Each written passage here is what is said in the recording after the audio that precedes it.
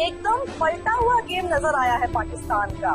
जब खेल रहा था तो इनकी फील्डिंग भी बहुत खराब थी, रन आउट भी नहीं कर पा रहे थे, कैच भी नहीं कर पा रहे थे। आज बिल्कुल बदला हुआ गेम, चाहे गेंदबाजों की बात करें या फिर बल्लेबाजों की।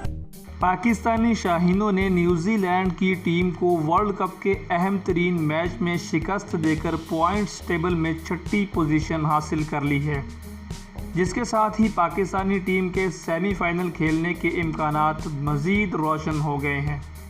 पॉइंट्स टेबल पर वर्ल्ड कप की दीगर टीमों की क्या पोजीशन है और पाकिस्तान अपने आइंदा 2 मैचेस कब, कहां और किस टीमों के साथ खेलेगा, ये जानकर तमाम पाकिस्तानी खुशी से निहाल हो जाएंगे।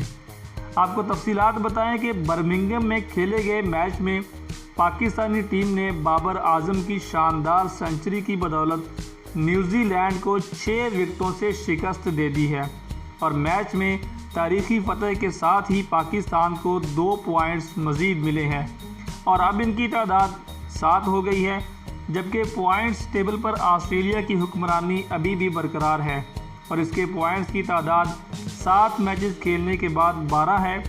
पाकिस्तान से शिकस्त के बावजूद न्यूजीलैंड की टीम दूसरी पोजीशन पर अभी भी बरकरार है, जबकि पॉइंट्स टेबल भारत की टीम तीसरी पोजीशन पर है। पॉइंट्स टेबल पर वर्ल्ड कप की मेज़बान टीम इंग्लैंड की चौथी, जबकि बांग्लादेश की 5वीं पोजीशन है।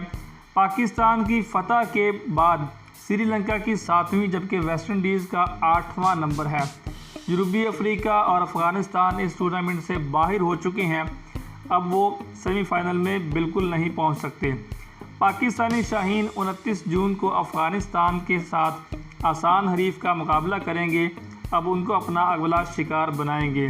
उसके बाद 5 जुलाई को पाकिस्तानी टीम बांग्लादेश से टकराएगी और जिस तरह पाकिस्तानी टीम के बॉलर बैट्समैन फॉर्म में आ चुके हैं, उम्मीद तो है तो ये इन दोनों टीम्स को भी बहुत बुरे तरीके से हराएंगे। आप किस टीम को सपोर्ट करते हैं? वीडियो को लाइक करके नीचे कमेंट करके बताइएगा ज़रूर।